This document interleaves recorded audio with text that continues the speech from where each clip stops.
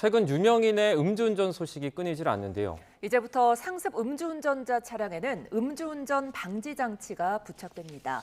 관련 내용과 함께 주요 사건 사고 서정빈 변호사와 함께 짚어봅니다. 안녕하십니까? 어서 오세요. 안녕하십니까? 네, 최근에 가수 김호중 씨나 문 전 대통령의 딸 다혜 씨 같은 경우에 또 이렇게 이름이 알려진 분들의 음주운전 소식이 많이 나오지 않았습니까? 이런 가운데 지금 장군의 아들로 알려져 있는 배우 박상민 씨가 음주운전으로 재판 중인데 벌써 세 번째 적발이라고 해요. 사건 개요부터 먼저 전해주시죠. 네, 말씀하신 것처럼 현재 재판을 받고 있는 박상민 씨는 지난 5월 19일에 술을 마시고 자기 차량을 몰고 자택 근처까지 운전을 한 혐의로 재판을 받고 있습니다. 네. 당시에 귀가 전에 한 골목에서 잠이 들었던 것 같고요. 이걸 발견한 시민이 경찰에 신고를 하면서 음주운전 사실이 적발이 됐습니다. 그리고 당시 혈중 알코올 농도는 면허 취소 수준인 0.163%로 확인이 되고요. 네. 사실 박상민 씨는 이전에도 이런 전력이 있는데요. 1997년 그리고 2011년 각각 음주운전 혐의로 처벌을 받은 전력이 있어서 이번까지 포함을 하면 세 번째 음주운전입니다. 그리고 25일에 있었던 그 공판에서는 검찰이 이제 징역 6월을 구형을 했고 11월 13일 선고를 앞두고 있는 상황입니다. 네. 예, 징역 6개월 구형. 통상적인 음주운전 처벌과 비교하면은 어떻습니까, 형량이? 요즘 이진아웃이라고 해서 사실 10년 내에 음주운전 처벌 전력이 있고 또다시 음주운전을 하게 되면 가중해서 처벌을 하게 됩니다. 네. 이 경우에는 통상 일반적인 음주운전보다 더욱 강하게 처벌을 하는데 하지만 지금 이 박상민 씨 같은 경우에는 과거 전력이 있긴 하지만 최근 그 음주운전도 10년 이전의 것이라서 이런 이진아웃이 적용되지는 않습니다. 네, 다만 혈중 알코올 농도 수준 자체는 또 많지라고 볼 만한 그런 높은 편이고 또 과거에도 어쨌든 두 차례 음주운전 전력이 있기 때문에 이런 것도 이제 불리한 양형으로 고려가 될 건데요. 그런 점들을 고려해서 6개월을 구형을 한 것으로 보고 다른 음주운전 사건과 비교했을 때 그냥 통상적인 수준의 구형이라고 볼 수 있을 것 같습니다. 예. 그럼 여러 정황을 좀 봤을 때 재판부의 판단도 아마 6개월 수준에서 좀 판가름 날 걸로 보십니까?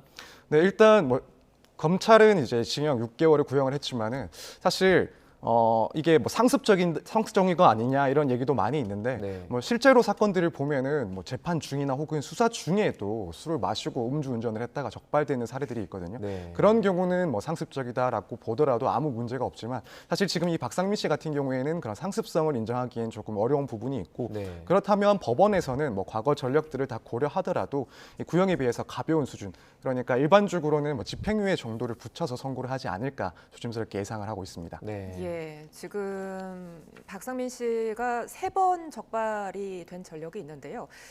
음주운전이 재범이 상당히 많다고 하더라고요. 네, 그렇습니다. 최근 한국도로교통공단 그리고 경찰청이 발표한 자료에 따르면은 2019년부터 2023년 5년 동안 발생한 음주운전 교통사고가 7만 6천여 건 정도가 되고요. 그런데 문제는 재범률이 상당히 높아서 그 5년 동안 그 음주운전 연평균 재범률이 40% 이상에 달하는 것으로 조사가 됐습니다. 네. 실제 저도 일을 하면서 음주운전 문제로 이렇게 찾아오는 의뢰인들의 범죄 전력을 살펴보면 네. 사실은 초범인 걸 오히려 더 찾아보기 힘들 정도로 유독 음주운전 같은 경우에는 상습적이라거나 혹은 안일하게 이렇게 반복하는 경우가 많은 범죄입니다. 네. 이 상습 음주운전 처벌이 약하기 때문이다 이런 지적도 나오고 있는데 해외랑 비교했을 때 좀 어느 정도 수준입니까? 네, 저도 조금 찾아봤는데 사실 이런 기준이나 법정형 자체는 해외와 비교했을 때 그리 가볍다고 볼 수 없는 수준이긴 합니다. 네. 일본 같은 경우에는 우리나라랑 마찬가지로 혈중 알코올 농도가 0.03% 이상일 경우에 처벌을 하고 있고 이 독일은 그보다 높은 기준 그러니까 0.05% 이상일 경우 그리고 미국과 영국의 경우에는 0.08% 이상일 경우에 또 그 기준을 넘었을 때 처벌을 하고 있습니다. 네. 그렇기 때문에 오히려 이런 국가들과 비교하면 기준 자체는 우리나라에서는 가볍지 않다. 혹은 엄격한 편이고 법정형도 낮은 편은 아니고요. 네. 또 한편으로는 음주운전으로 또 사망 사고가 발생했을 때도 많이 비교를 하는데 우리나라 역시 사실 개정에 의해서 사망 사고가 발생했을 경우에는 최대 무기징역까지도 선고할 수 있도록 법정해 두었기 때문에 이것도 보면 비교했을 때 상한이 매우 높은 편에 속하긴 합니다. 네. 근데 문제는 이렇게 법정형 자체는 강화가 됐지만 실제 처벌 자체의 수위가 약해서 이런 재범률이 감소하지 않는 것 아닌가 하는 비판이 충분히 제기가 되고 있는 상황인데요.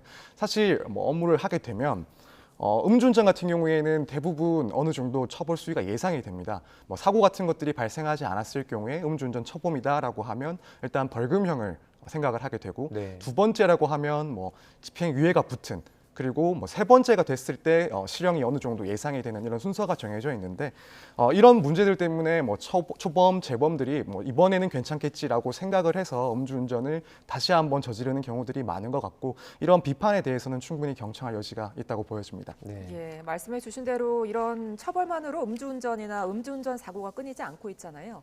그러면서 이번에 새로운 법이 시행이 됐습니다. 음주운전 방지 장치 부착, 이게 의무화된 건데요. 어떤 내용입니까?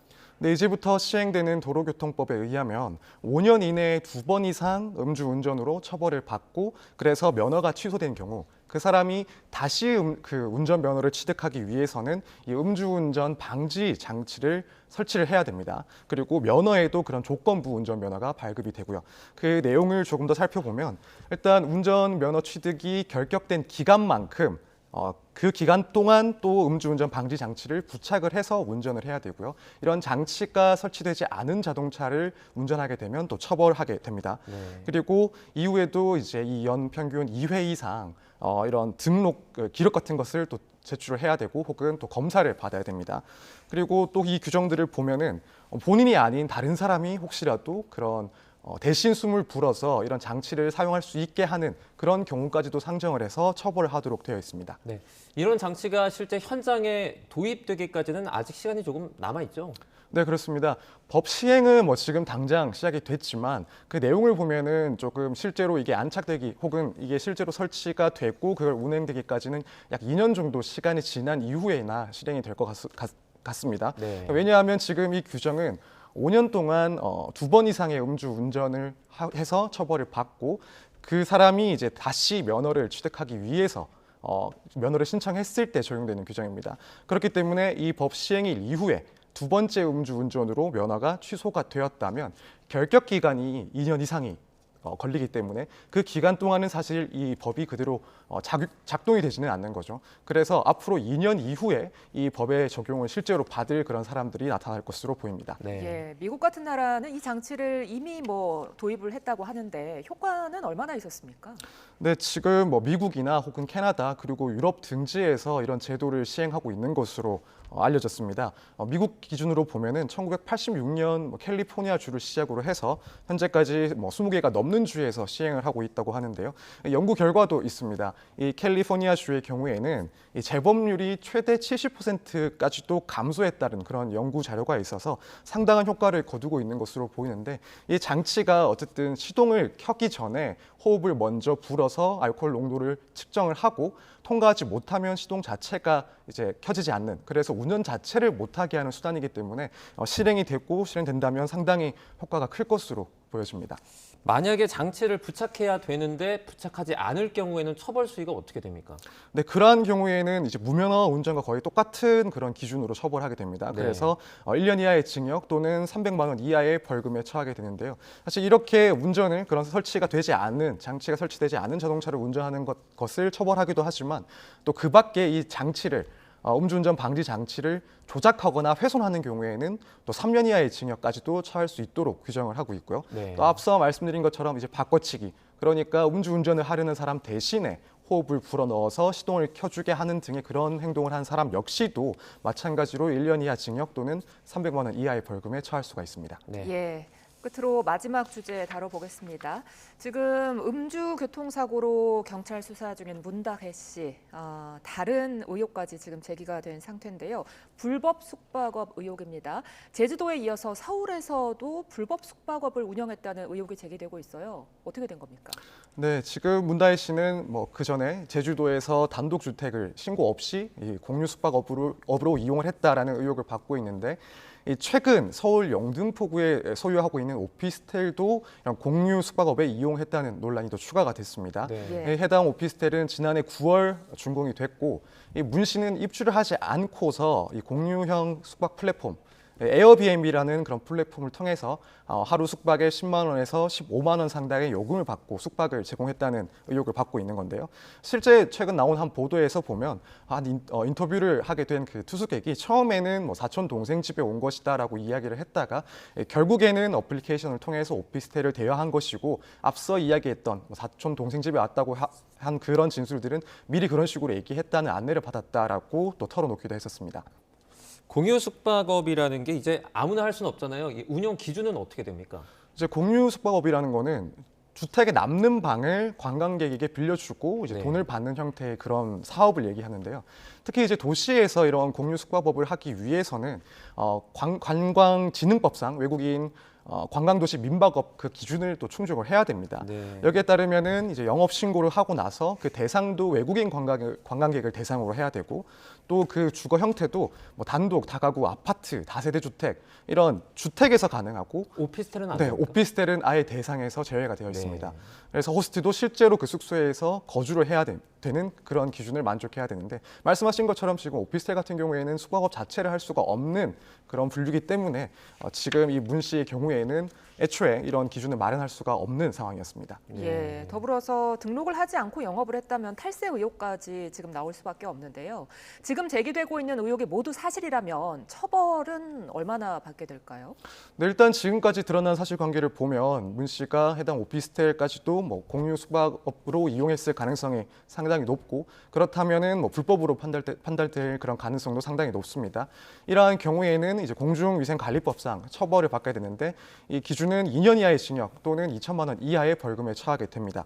다만 구체적으로 이걸 사용한 기간이라든가 그 수익이 얼마가 났는지에 대해서는 아직까지 드러난 게 없기 때문에 이 점은 밝혀져야 향후 처벌 수위를 어느 정도 예상할 수 있지 않을까 생각이 들고요. 네. 마찬가지로 이런 업체를 불법적으로 이용을 하면서 세금 문제, 그러니까 탈세를 했다는 의혹도 제기될 수밖에 없는 상황이고 뭐 현재 그 수익이 얼마인지 그래서 납부하지 않은 세금이 얼마인지는 아직 드러나지 않습니다만 이 법률상으로는 조세범 처벌법에 의하면 2년 이하의 징역이나 혹은 이득액의 2배까지의 그런 벌금형을 규정을 하고 있어서 구체적으로 드러나는 사실관계에 따라 그 형이 조금 정해질 것으로 보입니다. 네.